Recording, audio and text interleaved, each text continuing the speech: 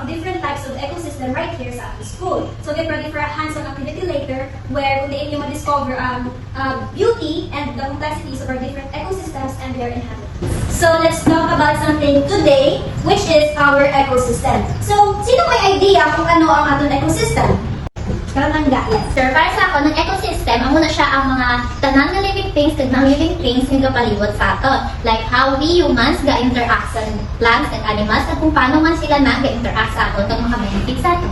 So yes, ang ecosystem is consists or a community of living and non-living organisms na kambalinis lang nga nagaka-benefit kita kag sila nagaka-benefit man sa aton. Example sila is ang park or ang family. Di ba ang families consist of family members na kung diin kabuligay to in order to make our lives much easier and much more livable, di ba? So, kung makutong ka mo, nakakita na baka mo bulak na natutulan sa higad-higad or nakita na mo animals sa ating surroundings. Yes! So, kapag di bala ka mo, mag-stand na sila alone, na mabuhay na sila ng sila lang. No!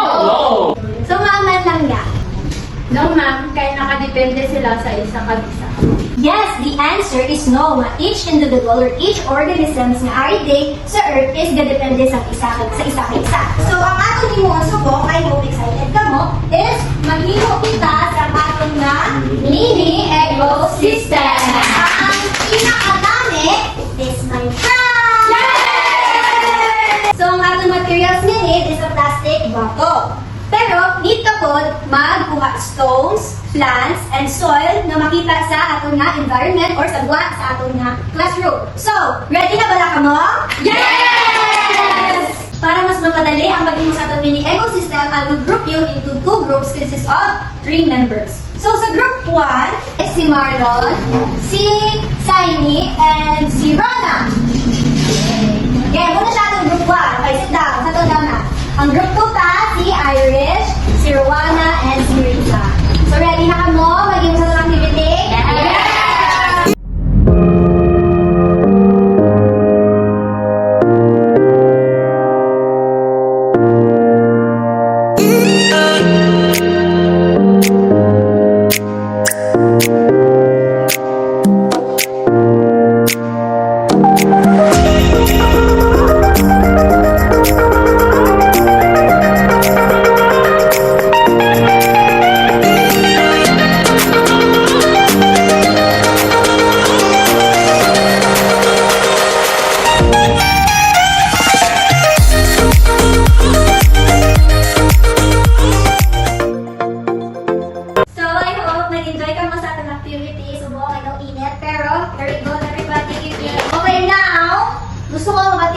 Observation each group. So, maano ka mo, mapili ka mo sino representative para maghambal sa ito nga. Group 1. Group 2 yan.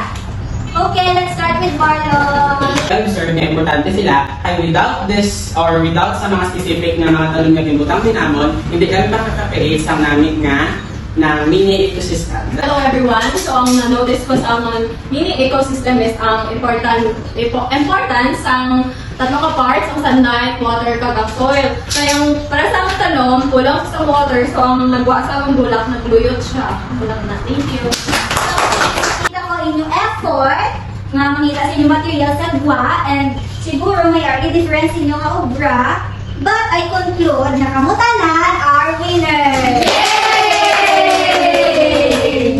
Okay, so ano ba yung mga ecosystem, everybody? Is a community consists of Living and non-living things. Yes, kung they end up playing sila a certain role to maintain a certain balance. Okay, so I hope nag-enjoy ka mo sa atong activity.